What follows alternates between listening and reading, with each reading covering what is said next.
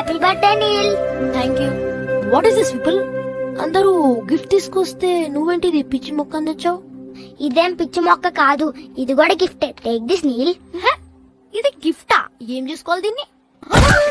What happen?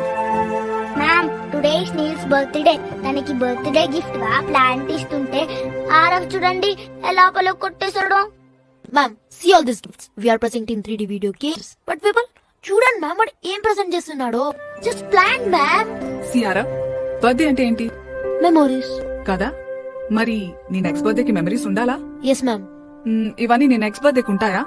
No ma'am. కానీ ఇది ఉంటుంది.